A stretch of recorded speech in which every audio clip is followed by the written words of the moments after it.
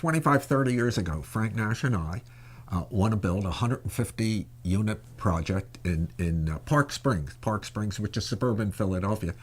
And we bought a piece of ground that was zoned for 150 units, so we didn't need any kind of zoning approvals.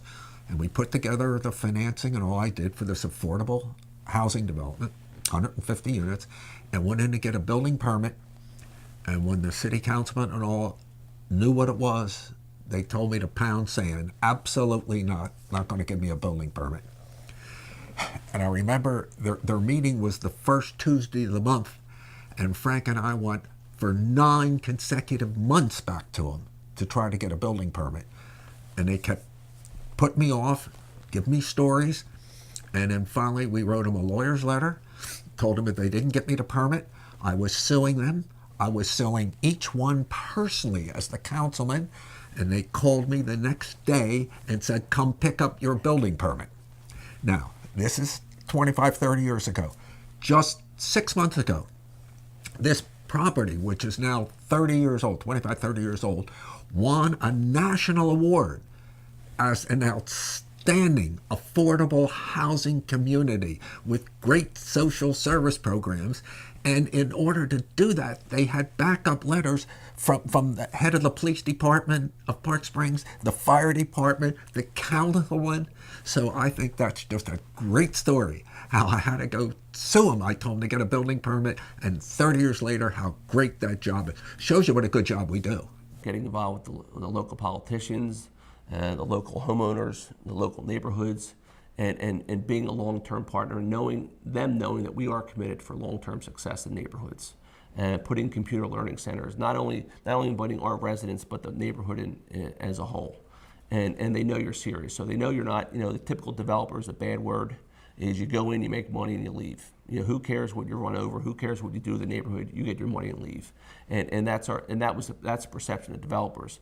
But we're just the opposite. It's all about reputation. They know we're there. They know we're committed. So we're partnering with them, getting neighborhood groups involved, getting tenant resident associations, pushing that all the time. Another example are supportive services, encouraging our residents to have associations, which is sometimes it combats management, but that's a good thing. It's healthy, and we encourage that, and it's good for the neighborhoods.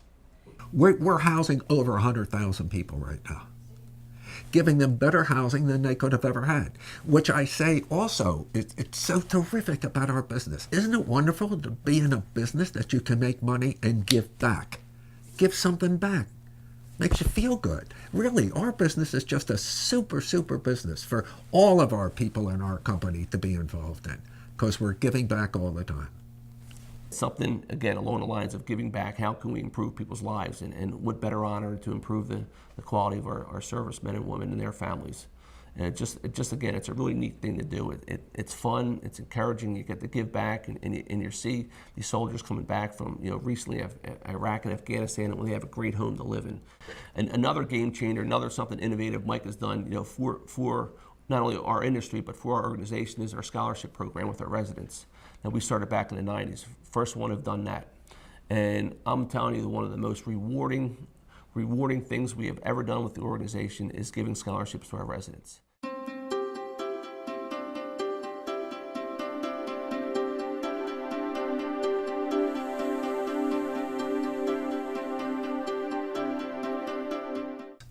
If you went out and talked to the heads of many state housing finance agencies or the heads of HUD, they know they can depend on our company, that we're going to do a good job. They give us lots of awards, but they also know that whatever we say we're going to do, we're going to do.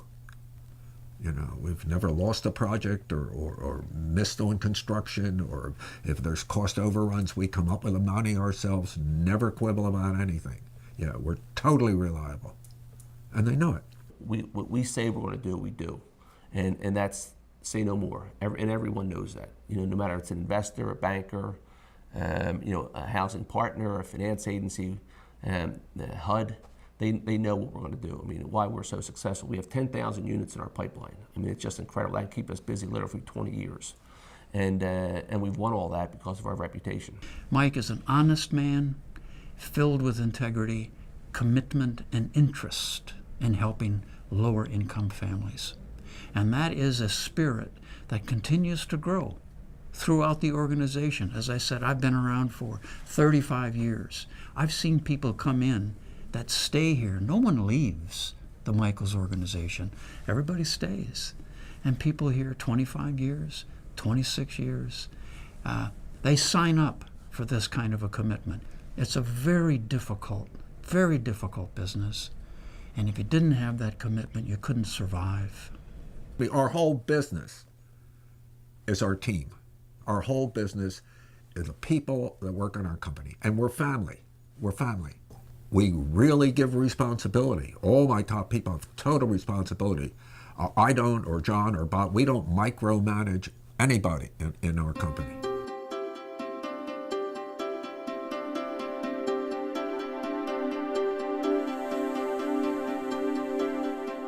Well, they got to work hard. They got to work hard. There's no substitute for the time you put in and working hard. You got to work hard. And you got to like what you're doing. You got to be passionate and like what you're doing. I know people that are dentists, and they hate every day that they go to work, and I can't believe anybody would do that. But so you got to love what you're doing, and you got to work hard. And be fair and honest. Yeah, be fair and honest. We're totally fair. We're totally honest. And we built up a reputation I have for 50 years that everybody knows that my handshake is as good as somebody's contract. So you got to be fair and honest. And work hard. Have a good time. The most important thing he said to me in the beginning was, he was gone a lot, so he said, you need to make a decision. He said, there's nothing you can do that I can't undo.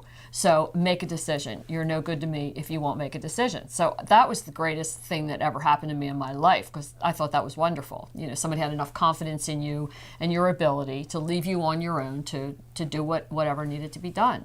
The piece of advice I give everyone that comes into that company, as far as Mike goes, as far as working with Mike, don't ever give him an answer unless you're sure of the answer. If you don't know the answer to something, say, I don't know, but I will find out. Don't make it up. Don't try to BS him. It's the worst thing you can do, because he'll know it immediately. Immediately. So get your ducks in a row and come back. And don't ever be afraid to say, I don't know, but I will find out. Be honest. Have a sense of integrity. Treat other people the way you would like to be treated. Treat each other the way you would like to be treated. And never be afraid to go to John O'Donnell, Joe Purcell, Bob Greer, or anybody with your concerns. Don't be afraid to go right to those guys, because they'll listen to you and they'll give you credibility. So I don't think you should ever be troubled about anything serious for a long period of time. There's always somebody to talk to, and there's always somebody that will help you. As far as the uncertainty, you know, the world is different today. There's so many companies laying people off.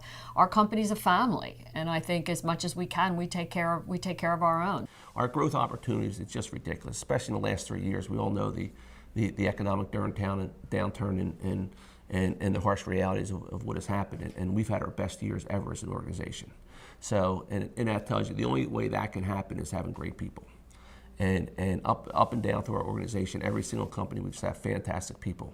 And not only are they skilled and they literally the best at what they can do in the entire country, but they're just great people, really fun, really good people. And to have it, you know, all go back to sports too. How do you have a team? If a team, you know, needs all get along, you don't have egos, you know, you're always willing to roll up your sleeves and get the job done. And that's every one of our companies has that. And it's incredibly proud to work with people like that.